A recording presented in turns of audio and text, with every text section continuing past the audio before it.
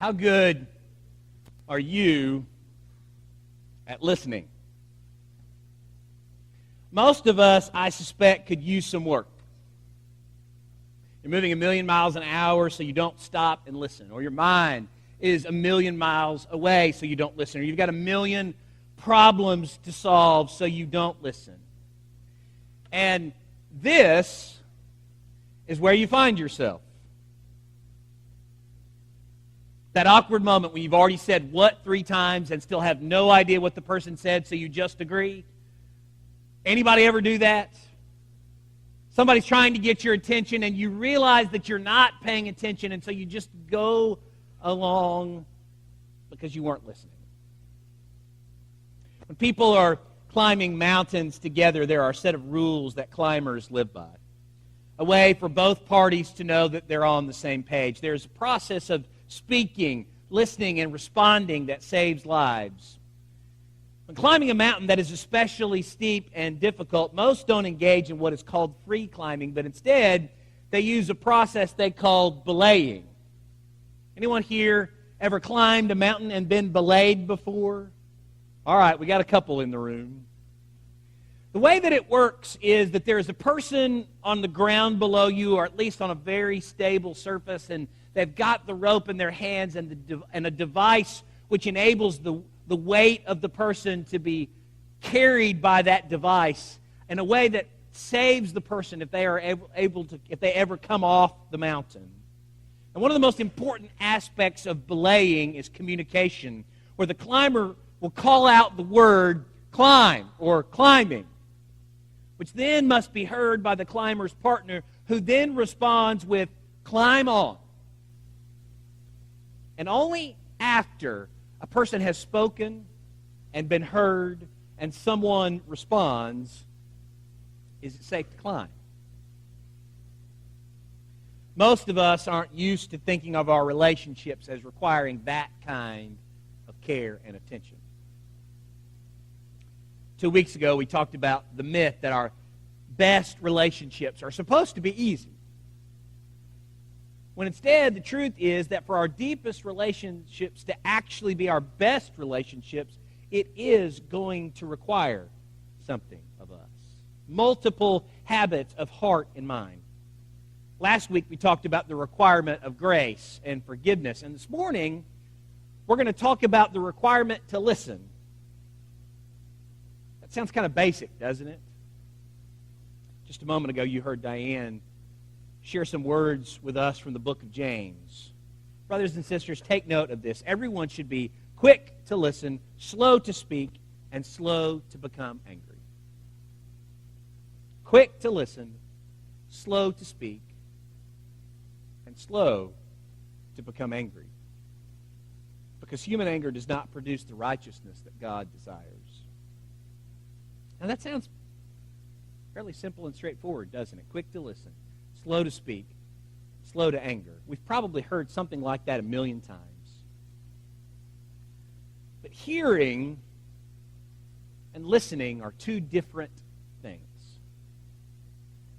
Most of us are slow to listen, quick to speak, and thus it's not surprising when we get angered and frustrated. Man and his wife were having some communication problems one evening. They got in an argument and they couldn't find their way out of it, and the more they talked about it, the more their tempers rose, until finally they just, in angry silence, stopped talking to one another. Neither one of them wanted to be the one that broke the silence, because both of them thought that the other one was the one who had made the larger mistake. Well, it was late, and the husband got ready to go to bed, and he just decided he had had enough.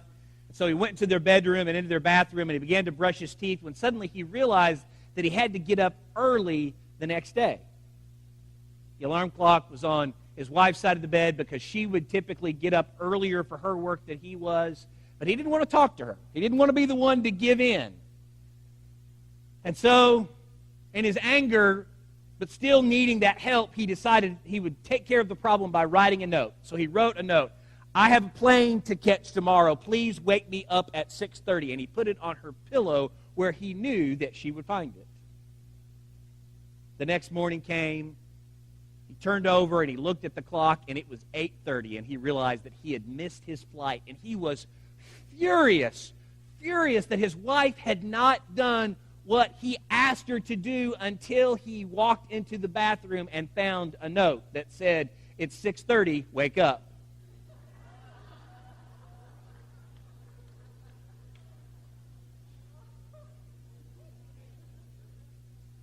Guys, don't try that at home. Our wives are just smarter than we are, let's be honest.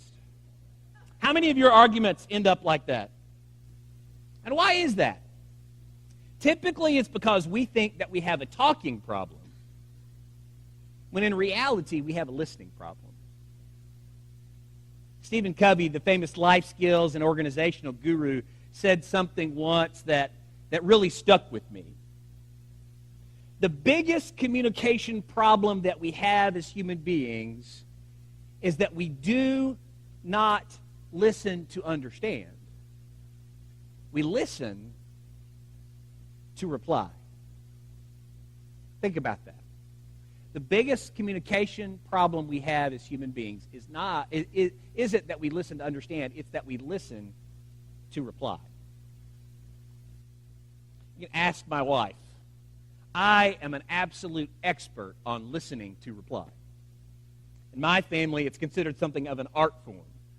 My friends used to joke about our family. They knew that we loved each other. We just tended to do it at a slightly higher volume than everyone else. And so in my kind of family environment, arguments were easy and not particularly threatening. We would disagree easily, and often in my family we would talk over each other, especially my dad and I. So that's just the way that I got used to interacting with other human beings.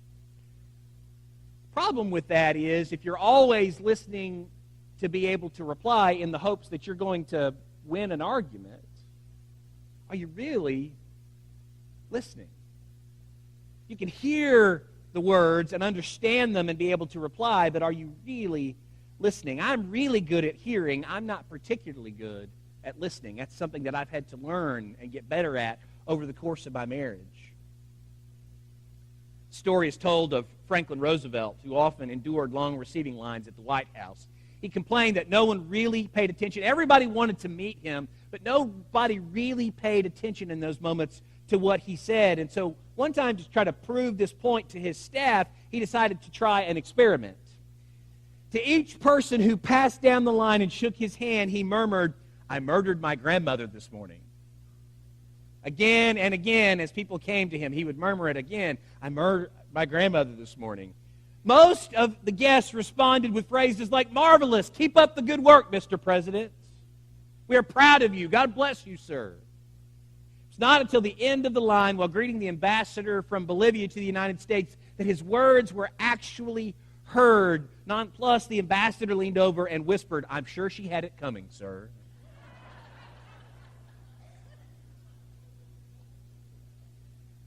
Now, most of the people who came through that line were terrible at hearing and listening. They ignored what he was saying. The ambassador from Bolivia, on the other hand, was good at hearing, but not necessarily at listening. You see, listening isn't understanding the words of a question well enough to formulate a reply. Listening is understanding why the question was asked in the first place. In my life, if I'm honest, I would have to tell you that I have been quick to listen so that I can be quick to speak, which makes Allison quick to get frustrated with me. But James says, be quick to listen, slow to speak, and slow to anger. All three of those are important. Some of us might be slow to listen, quick to speak, and quick to anger, which is obviously wrong. Some of us, like me, might be quick to listen but quick to speak, making others angry or frustrated. But notice what James isn't saying here. James says be slow to speak, not refrain from speaking. Some of us unintentionally lurch from the ditch on one side of the communication road, the quick-to-speak ditch, all the way over to the other ditch on the other side of the road, the never-speak ditch. See if this sounds familiar. early in your deepest relationships, you're in that getting to know you phase. And sometimes that can last a while. It can take months or years. But one day, we eventually discover that person that we are in a deep relationship with, whoever they are, a coworker, a boss, a friend, our spouse, that person is different than we are. And that difference starts to cause problems. They're messy and you're neat. Or they're uptight and you're laid back. One of you is task-oriented, the other is relational. And that difference is making life difficult for you. And so most of us try to find some way to communicate the fact that difference bothers us. Maybe we make a little sarcastic comment, or maybe we point out what we're sure is a better way to do things, or maybe we're just straightforward about it and say it straight out. But can you believe it? The other person doesn't immediately see our vast wisdom and life experience and recognize it for the brilliance that it is, and doesn't suddenly change what they're doing. And so we try again, and again, and again. The person doesn't change. They're still the same person doing the same irritating thing that they've always done. And if that relationship isn't important, well, then we can just leave them alone and hope that they leave us alone. But if that relationship is important, if it's our boss or our spouse, a coworker, a close friend, someone that we want to remain in close relationship with, or someone we don't have a choice about that relationship, oftentimes we go from speaking to stewing. Stop making effort. We stop forgiving. We just take that little piece of resentment that person's behavior creates in us, and we put it in one of the spare compartments in our heart. And you know what? One little piece of resentment is not that big a deal. Maybe even two or three. But what happens when your heart is filled with it? Lisa Bloom, the psychologist who talks about the myths and truths of good relationships, says that one of the most prevalent relationship myths that we have as human beings is that all arguments are bad for relationships. But arguments by themselves are nothing more than the concrete expression of our differences with other people, and differences are to be expected. Remember, we talked about this a couple of weeks ago. One of the primary reasons God gives us the gift of relationships is precisely because we need people who are different than us in our lives. None of us are perfect. All of us are sinful, fallen human beings. We're limited. And because of that, because none of us are perfect, that person that God brings into our lives can teach us something if we are willing to learn and grow. And you can teach them something if you are willing to learn and grow. And an argument by itself is one of the ways that can happen, like iron sharpening iron. Iron sharpening iron. No, the myth is that arguments are bad for relationships, but the truth is that arguments that are unresolved are bad for relationships. When we step back from communication, when we stop listening, when we stop letting the other person speak, then those little pieces of resentment in our heart never disappear. We just keep putting more and more and more in there, and then it poisons the relationship. In an unresolved argument, we go from listening and speaking to closing ourselves off from the other person. We let go of the opportunity to love and be loved. Instead, we hold on to anger and resentment, even if it's only a tiny amount. Anger and resentment are like weeds. They grow fast and they replicate. So we have to take steps to keep them from ever growing in the first place. What does that look like? How do we do that? Well, let me kind of illustrate that with a fairly harmless example. Last year, our staff team was in the midst of a fair amount of transition. We had just added Stephen Thomas into our staff. We had just added John Daniels to our staff. A number of other staff individuals were in different roles, and so we were working on how to build cohesiveness as a staff team in light of all the change that was taking place around us. trying to deepen our relationship with one another and improve the way that we work together as a team. So we had reached out to a gentleman by the name of Kevin Toomey, who works for an organization called the Table Group. Table Group kind of specializes in helping companies do this kind of work. They work with huge organizations like Google and Apple Computer Corporation and Holiday Inn. And so Kevin Toomey, who's based up in Raleigh, came down to spend the day with us and kind of led us through some really fun exercises and some interesting and eye-opening kinds of exercises. So we were talking and sharing and laughing and having a good time. And in the midst of that, he stopped and he paid us what sounded like a really huge compliment, at least at first. He said, I got to tell you, y'all are probably one of the nicest groups of people that I've ever worked with. Doesn't that sound great? I mean, we're ministers. I mean, we all got puffed up, man. Yeah, we're not those Apple Computer Corporation or those Holiday folks. We're ministers. We're nice people. And then he said, and that may end up being one of your problems. You're too nice. You don't feel the freedom to disagree with one another. And that lack of freedom to disagree with one another ultimately is going to hurt your cohesiveness as a staff, and it's going to hurt your ability to lead your congregation. Now, he said, you're too nice. That's not exactly how I'd frame it. Because the truth is, when we are willing to engage with people that are different than us, when we are willing to be open to what they have to say, and hopefully they are willing to what we have to say, sometimes even when we disagree in the process of doing it, then we both have an opportunity to grow, to become more of who God wants us to be. Sometimes not disagreeing with each other can lead to greater conflict because you don't actually resolve the difference. You just resent the difference. And then you resent the person. Stop and think about that for a second. All of us, I think, occasionally start falling into that trap a little bit in all of our deepest relationships. The fact that somebody's different than us is hard for us, and if there is something that creeps into the relationship, and if we don't either find a way to forgive and let go of what it is that makes it different or talk about what it is, then we store this anger, and then a person can do something relatively small and harmless, and then it all just comes flooding out of us. And that person might not have even known there was a problem in the first place. So James gives us a different way. Be quick to listen.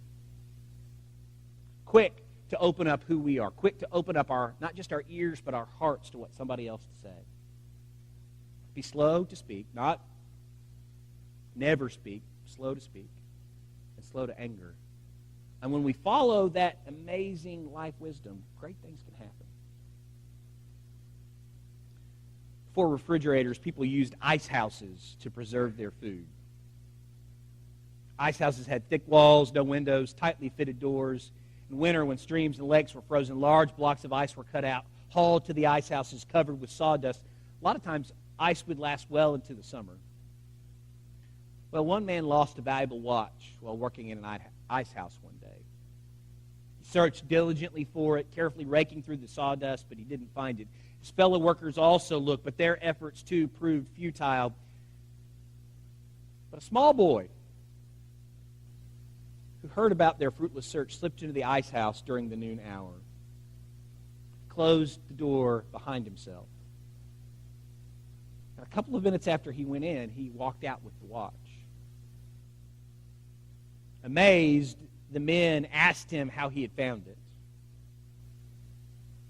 I closed the door, the boy replied. I lay down in the sawdust, and I kept very still.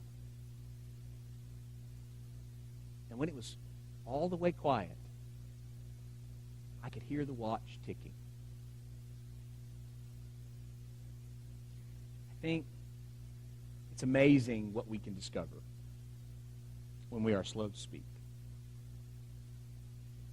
but quick to listen. Would you pray with me?